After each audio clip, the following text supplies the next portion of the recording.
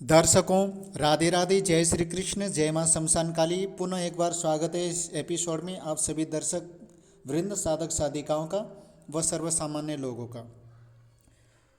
यह है रहस्यमयी प्राचीन विद्या, जो कि यूट्यूब की दुनिया में एकमात्र ऐसा मायावी तांत्रिक चैनल है। तो आइए, आज यहाँ जो बताने जा रहा हूँ कोई साधना नहीं है, टोटके के माध्यम से। टोटके हैं, वनस्पतियाँ हैं, कुछ तांत्रिक वस्तुएं हैं, उनके माध्यम से हम अपनी समस्याओं का, जो जितनी भी गंभीर समस्याएं हैं, उन सभी समस्याओं का समाधान हम लोग पा सकते हैं। तो चलिए कार्यक्रम का श्री गणेश करते हैं। पुनः आप सभी का स्वागत है मेरे यूट्यूब चैनल में, जिसका नाम है रहस्यमयी प्राचीन विद्या। तो चलिए सबसे पहले बात करते हैं पागलपन के बारे में। बहुत से लोगों को होता ना पागलपन, जिसको मतलब प्रेम का भूत सवार होता होगा, जिसको प्रेम रोग लगा है, तो जो रोग ठीक होने का नाम नहीं ले रहा है। तो आज उसी प्रेम रोग के बारे में बात करते हैं। प्रेम के दीवाने मनुष्य के लिए ये टोटका विचित्र प्रभावकारी है, जो मैं बताने जा रहा हूँ। तो इसके लिए क्या करना है, लोहे के एक टुकड़े को आग में गर्म करना है और उसे पानी में बुझा देना है। जब वो लाल हो जाता है ना, तो इस प्रकार 3 बार गर्म करना है और तीनों बार ही क्रमशः उसको पानी से जो पानी में बुझाते जाओ। और प्रत्येक बार बुझाते समय यह कहते जाओ कि जिस प्रकार ये गर्म लोहा पानी में शीतल होता है, उसी प्रकार अमुक लड़के का प्रेम अमुक लड़की से शीतल हो जाए। तो फिर उसी पानी से प्रेम में जो पागल जो रोगी है उसका मुंह धुलाओ और थोड़ा सा पानी उसके सीना जो बच्चे छाती पर भी छिड़क दो। बस 3 दिन तक ये क्रिया कर दो, वो ऑटोमेटिकली वो ठीक हो जाएगा। उसका जो भी प्रेमिका है उसको वो भूल जाएगा। इसके अलावा बिच्छू का डंक, कुत्ते का नाखून और कछुए के खून को ऊंट के चमड़े में मढ़कर, कछुए के खून को ऊंट के चमड़े में मढ़कर ताबीज की तरह बना लो। फिर इस ताबीज को किसी के प्रेम में जो पागल मनुष्य है उसके कंठ में ताबीज की तरह बांध दो। बस इस रोग से शीघ्र उसको शांति मिल जाएगी, मतलब शीघ्र रोग जो है शांत हो जाएगा। इसके अलावा उन्माद रोगी की चोटी में धवलरुआ के जड़ बांधने से भी उसका जो प्रलाप रुक जाता है और उससे नींद भी आने लगती है। अब बात करते हैं मिर्गी रोगी के लिए। जो मिर्गी का जो रोगी, उन रोगियों के लिए जिस स्थान पर जंगली सूअर का मूत्र गिरे, वहाँ की मिट्टी मिर्गी वाले के निकट रख दो, तो मिर्गी का दौरा उसी क्षण शांत हो जाएगा। ये आजमाइश की हुई है, हमने तो भैया आजमा के देख रखा, अब तुम लोग भी आजमाओ। नदी के किनारे पर बालू के अंदर मृग मृच्छिका नामक एक कीड़ा होता है, ठीक है, मृग चीड़ा भी कहते हैं उसको। तो वो जो कीड़ा होता है, उन कीड़ों में से 2 लेके आओ और उन्हें मृग वाले के बाह में और गले में बांध दो। इस उपाय से भयंकर मृग का जो दौरा है वो क्या रुक जाता है, ठीक है। इसके अलावा जिसको मृग का दौरा आता हो, जो जंगली सूअर होता है ना, उसके नाखून को अंगूठे की भांति बनवाकर सोमवार के दिन दाहिने हाथ की छोटी उंगली में पहना दो। इससे क्या होगा, अपस्मार यानी जिसे मृग का दौरा कहते हैं वो रुक जाता है। इसके अलावा गाय के बाएं सींग की अंगूठी बनवाकर बाएं हाथ की कनिष्ठिका उंगली में पहना देने से भी मृगी का जो दौरा है वो नहीं आता है। और एंड में बता देना चाहूँगा जाते जाते, मतलब ये मृगी का जो है, वहाँ की वीडियो अभी एंड नहीं कर रहा हूँ मैं, अभी बहुत कुछ इन्फॉर्मेशन दूंगा जो कि आप दर्शकों के काम की चीज़ें आप लोग भी क्या याद रखोगे कि जब पूरा वीडियो को देखोगे सुनोगे, तो आज तक तो भैया इतना सॉलिड उपाय आज तक किसी ने बताया नहीं, जो प्राचीन जो विधि है, जो कि आज शास्त्री जी ने बताया। तो अपना कल्याण चाहते हो तो वीडियो के साथ बने रहो। अंतिम उपाय में बता देना चाहूँगा, भेड़िए की विष्ठा। भेड़िए जानते हो, जो जंगली जो भेड़िया जो होता है, भेड़िए की विष्ठा अगर कहीं से मिल जाए और उसकी हड्डी मृग वाले के पास रख दोगे तो दौरा रुक जाता है। तो चलिए बात करते हैं अब बंधत्व बांसपन के बारे में। आप लोग मुझे सुन रहे हैं, मैं हूं पंडित मधुर कृष्ण शास्त्री, एस्ट्रोलॉजिस्ट, वास्तु दोष स्पेशलिस्ट पैरानॉर्मल इन्वेस्टिगेटर, आकाश रीडर, टैरो रीडर, और इसके अलावा तंत्र मंत्र, प्राचीन तंत्र मंत्र यंत्र विशेषज्ञ के साथ साथ वनस्पति विशेषज्ञ भी हूँ, और इसके अलावा भागवत कथावाचक भी हूँ। खैर, तो चलते हैं, कार्यक्रम को आगे बढ़ाते हैं, बात करते हैं बंध्यत्व यानी कि बांझपन। बालक के नाभि नाल का टुकड़ा, चंपे की फली का बीज, चंपा जो होता है उसकी जो फली का बीज लेना है, और जो गांव में जो घूमने वाला जो सूअर होता है ना, गांव जो है सूअर का जाल, जाल माने जेर भी कहते, समझते होंगे गांव के लोग तो समझ ही जाएंगे, यानी कि जेर, जब बच्चा डालने के बाद जो जेर निकलता है, तो सूअर का जेर जब बच्चा पैदा होता है ना, तो उस समय बच्चे के साथ जाल निकलता है, वो नारियल का फूल, इन सभी वस्तुओं को इकट्ठा कर लो। 3 साल पुराने गुड़ में इनको डाल करके छोटी छोटी गोलियां बना लो, और बांझपन स्त्री को मासिक धर्म से निवृत्त होने के पश्चात जिस दिन स्त्री नहाती है ना, उसी समय जिस जगह भी नहाने बैठे उसी जगह पर एक गोली खिला दो, और एक गोली दोपहर को भोजन के पश्चात तथा एक गोली शाम को सोते समय बिना पानी के उसको निगलवाए। पानी नहीं पीना ऊपर से। यदि गोली निगलवाई नहीं जा सकती है तो उस स्त्री का पति कुएं से स्वयं ताज़ा पानी ला करके गोली निगलवाए। उसका पति पानी लागा और कोई नहीं। दूसरे के हाथ का पानी गोली के साथ देना निषिद्ध है। तो इसको केवल एक दिन ही 3 बार गोली देना, एक दिन करना और 3 बार गोली देना एक दिन में, बस एक ही दिन का प्रयोग है बस। और सुबह, दोपहर और शाम को 3 बार गोली देना, इससे अधिक नहीं देना है। इसके सेवन कराने से क्या होगा, बांझपन स्त्री भी संतान उत्पन्न होने लग जाते। अब चाहे मेडिकल रिपोर्ट में कुछ भी आओ, श्राप दोष या तंत्र मंत्र चाहे कुछ भी हो, भाई आप लोग चमत्कार करोगे, भैया ये क्या हो गया, ये तो कमाल हो गया।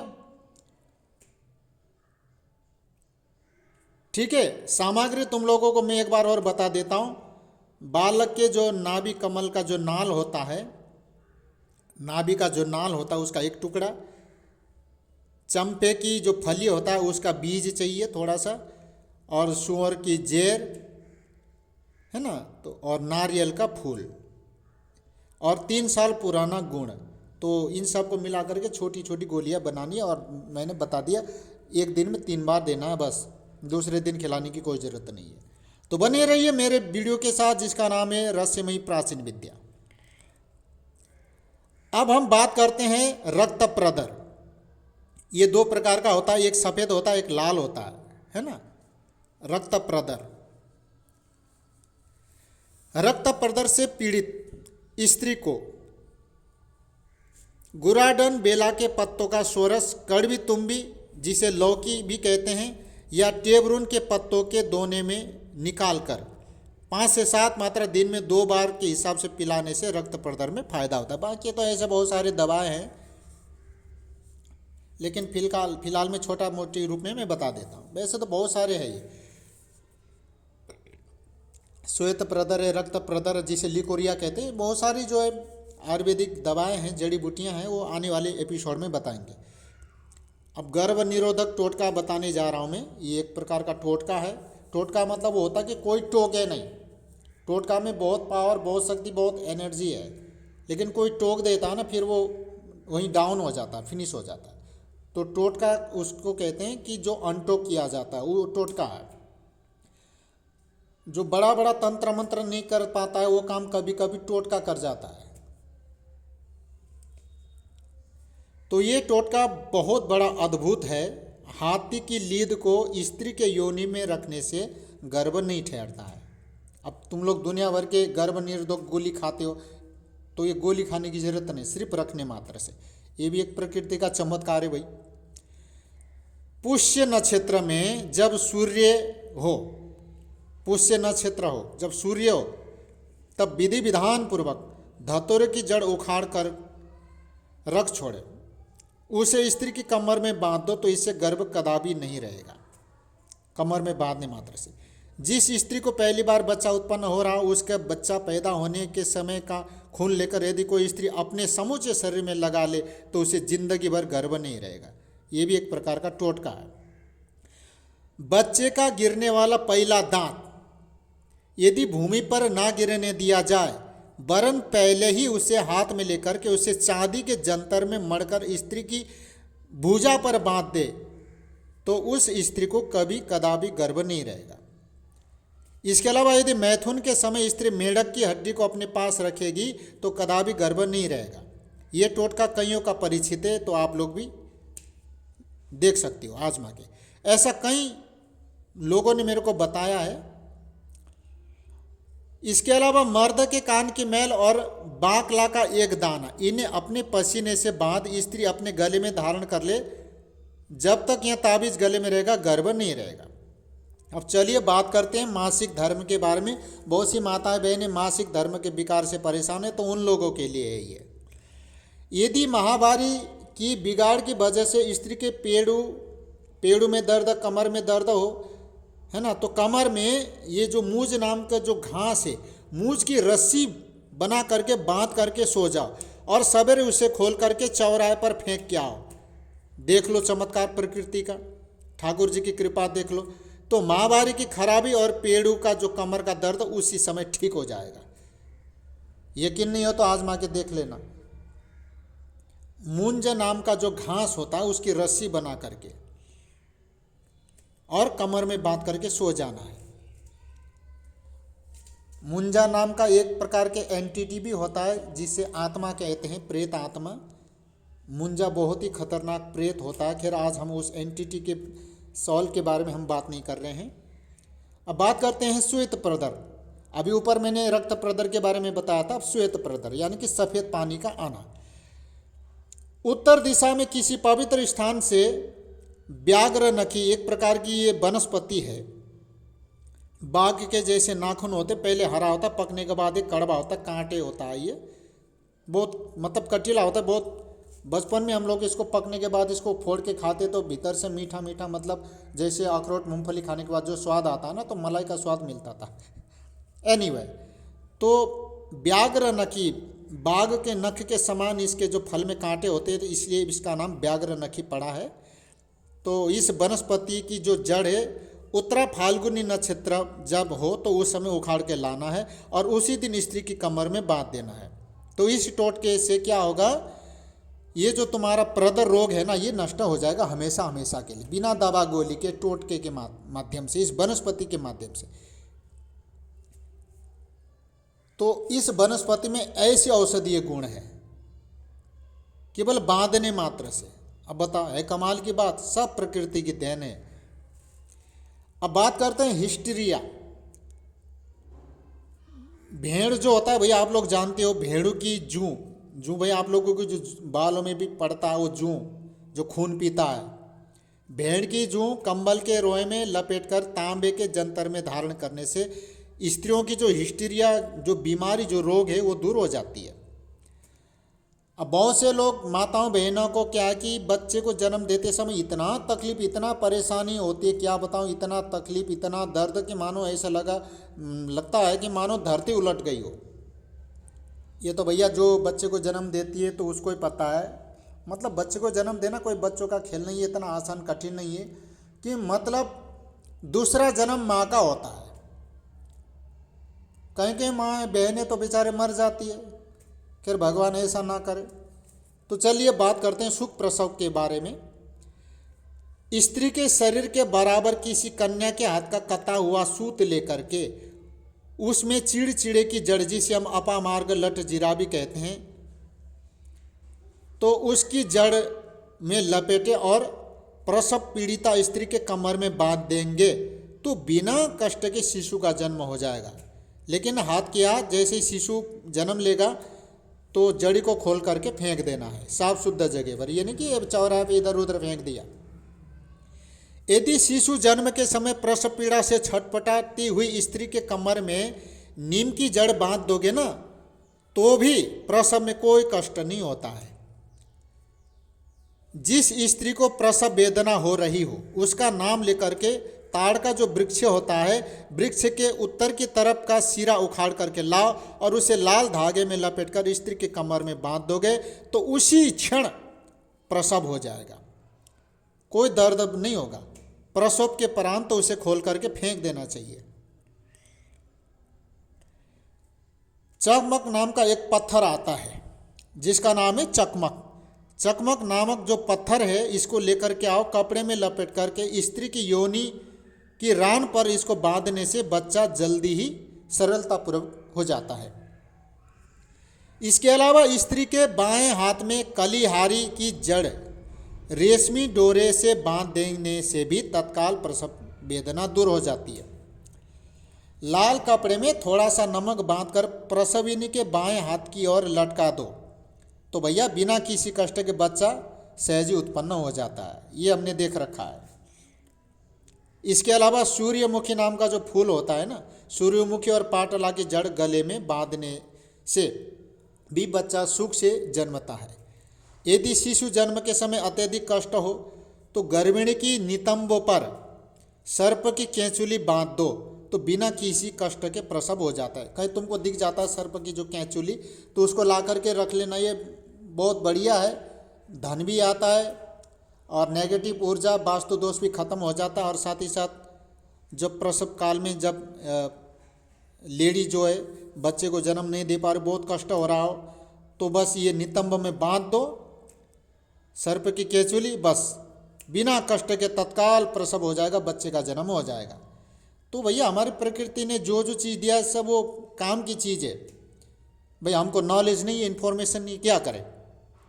स्त्री की कमर में सरफोंका की जड़ बांध दो तो भी तत्काल प्रसव हो जाता है। यदि प्रसविनी के स्तनों पर 12 सिंगे का सींग बांध दोगे तो भी प्रसव सुख से हो जाता है। सरपंखा नहीं जानते हो तो भैया इंटरनेट पे सर्च कर लेना, तुम्हें दिख जाएगा सरपंखा का पौधा कैसा होता है। जब तुम देखोगे तो तुम भी ये कहोगे अपने आप में, अरे यार ये तो हमारे खेत के मेड़ में लगा है, भाई इतने सालों से हम देख रहे हैं और हमें पता ही नहीं। तो बस कमाल की बात है भाई, हीरा हमारे आंखों के सामने है लेकिन हमें पता ही नहीं है।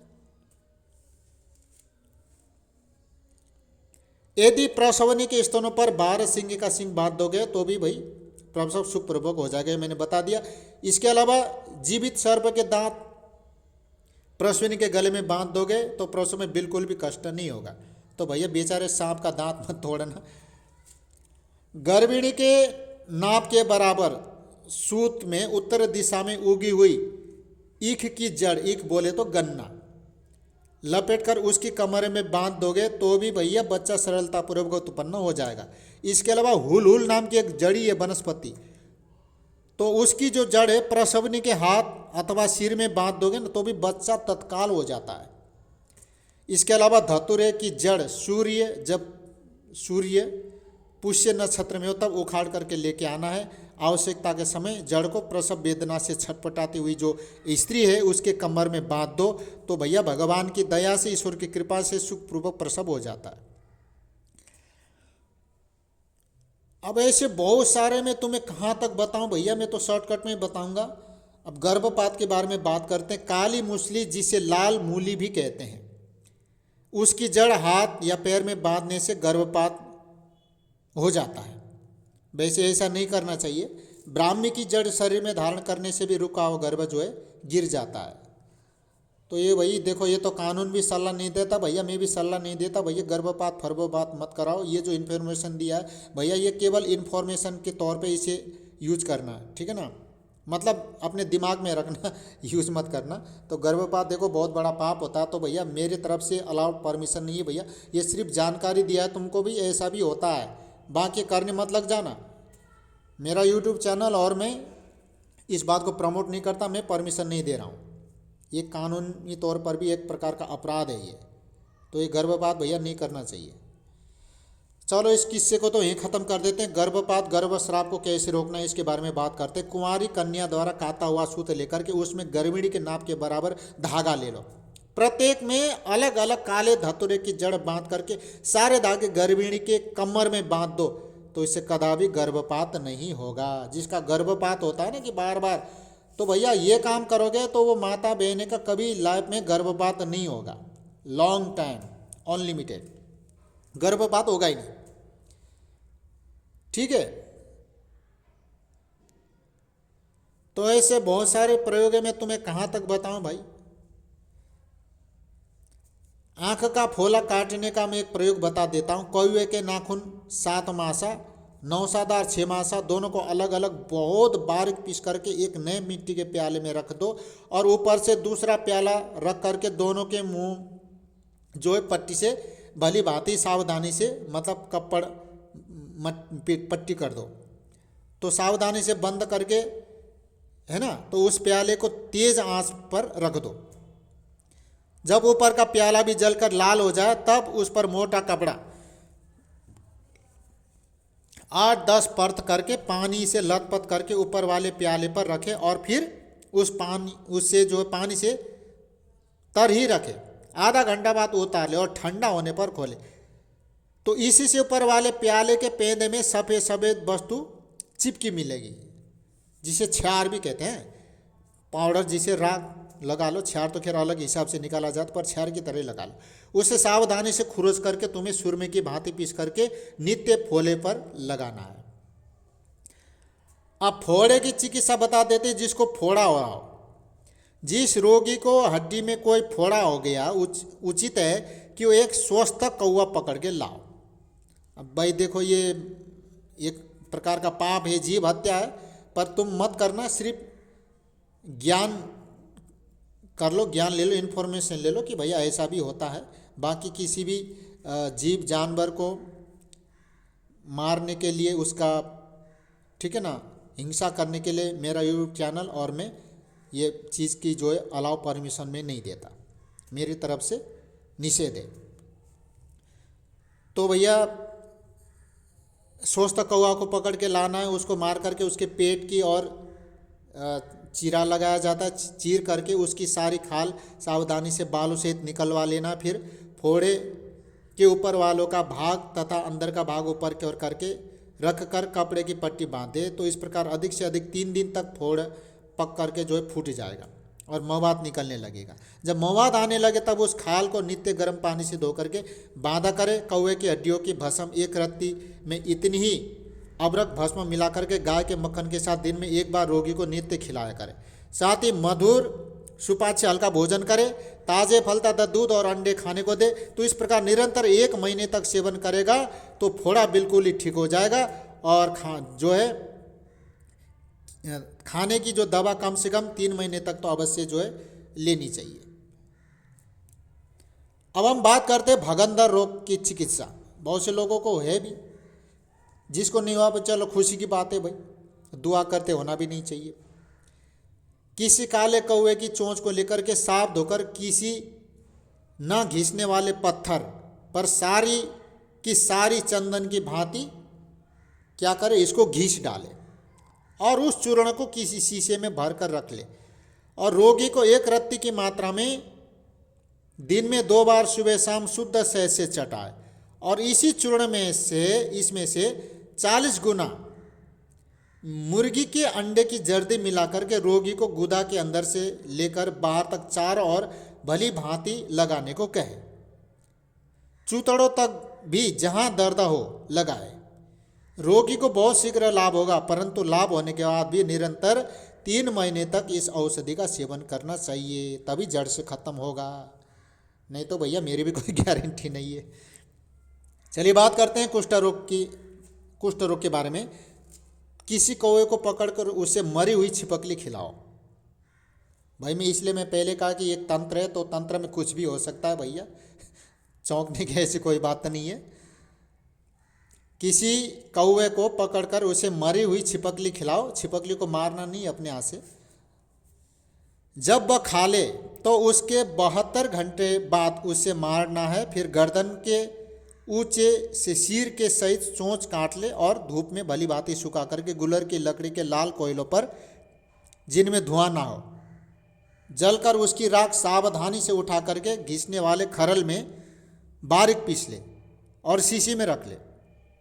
बस जो है कुष्ठ रोगी को उस भस्म में जो है शहद मिलाकर मलम बना कर दे और घाव पर लगाए, कहे कि आप विश्राम करें, कि इस मलम से उससे क्या होगा, आश्चर्यजनक लाभ होगा। चलिए बात करते हैं सांप के काटे हुए को क्या करें। किसी मरे हुए सांप के भेजे को कौवे को खिलाए और 3 दिन के बाद उसे मारकर उसकी चोंच का ऊपरी भाग निकाल कर रख ले और शेष भाग फेंक दे। उस चोंच को भली भांति साफ करके अपने पास रख ले। ज्यों ज्यों ही किसी को सांप काटे, उसी समय काटने के स्थान से कुछ ऊपर कोई तागा या रस्सी से कस कर बांध दे और जिस स्थान पर सांप ने काटा हो उसे चोंच से चीर कर काफी खून निकाल दे। बस फिर सांप के विष का प्रभाव नहीं होगा। तो चलिए बात करते हैं टोने टोटके के इस सफर में चलते हुए अब हम आप पहुंचे हैं पुत्र उत्पत्ति के बारे में। तो चलिए बात करते हैं पुत्र उत्पत्ति के विषय में। बहुत सी स्त्रियों को कन्याएं ही कन्याएं होती है, राइट, और पुत्र नहीं होता। तो उन्हें उचित है कि कौवे के अंडे की जर्दी लेकर अपनी नाभि के अंदर व बाहर चारों ओर लेप करने के 3 घंटे के बाद पति से समागम करें। ऐसी स्थिति में यदि गर्भ स्थापित हुआ तो अवश्य ही पुत्र होगा, इसमें संदेह नहीं। परंतु इस प्रकार से उत्पन्न हुए बालकों के जन्म के बाद नित्य 166 दिन तक प्रातःकाल कौओं को दही व चीनी अवश्य खिलाए। इसी से वह संतान निसंदेह निरोग, हृष्ट पुष्ट और दीर्घायु होगी। नहीं तो मैं कहना नहीं चाहता, समझदार की इशारा ही काफी है। अब हम बात करते हैं मृत कृच्छ। बहुत से लोगों को क्या होता है ना कि पेशाब करते समय इतना जलन होता है, इतना जलन होता है, बाप रे बाप जान निकल जाएगी क्या। तो कई बार इस स्थिति से, दर्दनाक स्थिति से मैं भी गुजरा हूँ। तो चलिए बात करते हैं क्या है उपाय, कौन सा टोटका यूज करें। तो दर्शकों श्रोताओं, कौवे के कुछ अंडों को लेकर उसको तोड़ डालें और उसमें की जर्दी निकाल कर फेंक दें और उन अंडों के छिलकों में लगी हुई सफ़ेद झिल्ली भी निकाल कर गर्म पानी में नमक मिलाकर भली भांति साफ कर ले और ठंडा होने पर खरल में बारीक बारीक पीस ले और शीशी में सुरक्षित रख ले। और मूत्रकृच्छ यानी कि जिसको पेशाब में जलन होता हो, तो ऐसे रोगी को 2 रत्ती क्वाथ 1 तोला मूली के जल के साथ सेवन कराए। केवल 3 दिन के सेवन करने से ये जो रोग है ना, चाहे कितनी महीने साल पुरानी रोग हो, ये नष्ट हो जाएगा मात्र 3 दिन सेवन करने से। तो भैया ये काम अगर आपके आस पड़ोस में है, कोई परेशान है, पीड़ित है, तो ये धर्म का काम कर डालो और पुण्य को लूट डालो और अपना पाप धो डालो। तो चलिए आगे बढ़ते हैं फिलिया के बारे में। बाप रे बाप, हमारी बीमारी का नाम भी बड़ा विचित्र है, फिलिया। तो चलिए बात करते हैं फिलिया क्या है भाई, कौन से जानवर का नाम है। एनीवे, फिलफा आप लोगों ने देखा होगा कि आजकल तो खैर इतना देखने को नहीं मिलता। तो मैंने भी देखा अपनी इन आंखों से, भैया इतने मोटे हैं, जिसे फिलफा हाथी पाँव भी कहते हैं ना, इतना मोटा मतलब पैर हो जाता है, ऐसा लगता कि जैसे किसी के ऊपर एक लात पड़ जाए तो फिर वो तो गया ऊपर। Anyway, it's a joke. तो जिसको फिलपाव यानी कि जिसको हाथी पाँव एक प्रकार का रोग होता है, तो जिसमें बहुत मोटा पैर, ये मतलब ये भारी हो जाता है, इस रोग का दूसरा नाम फिलपाव, हाथी पाँव। अंग्रेजी में क्या कहते हैं बेटा, I don't know, big elephant कहते होंगे। एनीवे, इसमें रोगी का एक या दोनों पैर बहुत मोटा और भारी हो जाता है और उसमें दर्द भी होता है, जिसमें उनका चलना फिरना तक मुश्किल हो जाता है। राम राम राम। प्राय यह रोग असाध्य समझा जाता है, इसका जिसका असाध्य मतलब जिसका कोई इलाज ही नहीं।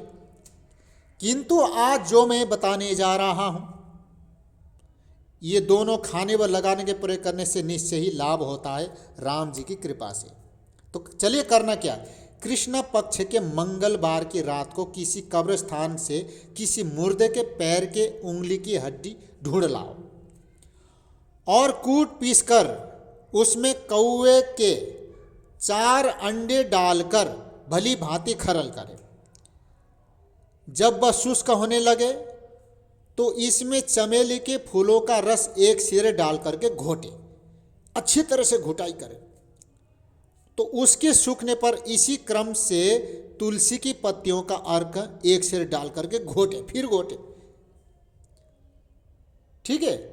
फिर उसके बाद 1 सिर काले भांगरे का रस डाल करके घोटे। जब वो भी सूखने लगे तो इसमें फिर बिहार का आधा सेर गुलबर्द मिला करके घोटे। परंतु ध्यान रहे कि यह सब घोटाई कम से कम 5-6 घंटे नित्य होनी चाहिए। ये घोटाई जो है ना प्रतिदिन 5-6 घंटे जो नित्य होनी चाहिए। उपरोक्त दबा के जब ये खुश्क हो जाएगा तो खुरच कर एक गोला बना ले और छाया में सुखा ले। जब वह सूख जाएगा तो उस पर कपड़ा लपेटकर चिकनी मिट्टी भली भांति लगाकर इस गोले को भी छाया में सुखाए। उसके बाद जमीन में एक गड्ढा खोद कर क्या करना है, एक गड्ढा खोद कर उसमें से 3-4 सेर जंगली बीने उपले भरे और बीच में ये गोला रखकर आग लगा दे। जब सब उपले जल जाए और आग ठंडी हो जाए तब उस गोले को निकाल ले जिसका रंग मटमैला होगा। उस गोले को खरल में डालकर भली भांति सूरमे के समान बारीक पीसकर शीशी में रख ले और नित्य 4 रत्ती दवा, 1 छटाक अर्क सौंप एवं अर्क बेदियों के साथ सेवन कराए। और निम्न जो है, जो मैं बताऊंगा अभी यहाँ पर, जो निम्न जो मैं बताने जा रहा हूँ उसको सुन लो। तो उसकी जो मालिश करना है, तेल को बना करके मालिश करना है, वो सुन लो। तेल योग क्या है भाई? सबसे पहले तो तुम्हें मंदार के आँख जो फूल जो होता है, आँख के फूल आधा पाव, पत्ते आधा सेर, बरगद के पत्ते आधा सेर, हरमला आधा पाव, सोरेंजा कड़वी आधा पाव लेकर के 3 दिन तक और 3 रात तक कम से कम 20 सेर पानी में इसको भिगो के रखना है। परंतु बर्तन लोहे का ही हो, प्लास्टिक का नहीं चलेगा, स्टील का नहीं चलेगा। तो बाद में इसको 5 घंटे के लिए धीमी आंच पर पकाना है, धीमी धीमी आंच में। जब पानी 2.5 या 3 सेर रह जाए तो इसे उतार कर हाथों से खूब मलो और इसे कुचल लो। बाद में इसको 2 सेर तिल का तेल मिला करके आग पर पकाओ। जब तेल फेन देना बंद कर दे और बोलना बंद कर दे तब उतार ले और बोतलों में भर करके रख ले, ठंडा होने के बाद, है ना। फिर 40 दिन तक सूर्योदय के समय धूप में रख दे और शाम को उठा ले।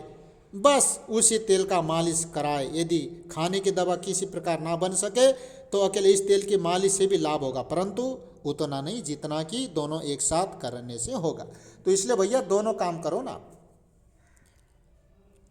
अब चलिए बात करते हैं यौवन का टोटका। बहुत से लोग ऐसे होते हैं कि बूढ़ा होना ही नहीं चाहते। अब भैया संसार में आकर के जन्म लिया तो भैया बूढ़ा तो होना पड़ेगा। भाई कोई सोचे कि मैं हमेशा बच्चा रहूँ तो that is not possible, that is not possible anyway let's go, चलते हैं। तो भैया खुश हो जाओ। तो जो टोटका आज बताने जा रहा हूँ इसके माध्यम से तुम लोग जल्दी बूढ़े नहीं होगे, ठीक है। बाकी मैं तो भाई देखो कोई टोना टोटका अपने ऊपर नहीं करका, पर फिर भी पता नहीं कि हमेशा युवा ही रहता हूँ। एनीवे, किसी अमावस्या को, ये उन लोगों के लिए जो युवा रहना चाहता है, जो बूढ़ा होना ही नहीं चाहता किसी अमावस्या को आधी रात को 12 बजे के निकट जाकर कोई कौवा पकड़ के लाना है जंगल से और उसे लोहे के तारों द्वारा बनाए गए पिंजड़े में रखना है। दूसरे दिन सुबह से नित्य 7 दिन तक अपने आप शौच, दातुन व स्नान से निबट कर उस कौवे को भी खूब नहलाए और पिंजड़े को साफ करे। जब कौवा नहाने के बाद स्वस्थ व शांत होकर बैठ जाए तब आप उसे किसी नई मिट्टी के प्याले में अच्छा सा दही व चीनी और उसी में भली भांति प्रकार से गुलाब जल मिला करके उसको खिलाना है। मतलब उसकी खातिरदारी करना है। भाई काम तो तुम्हारा पड़ रहा है ना।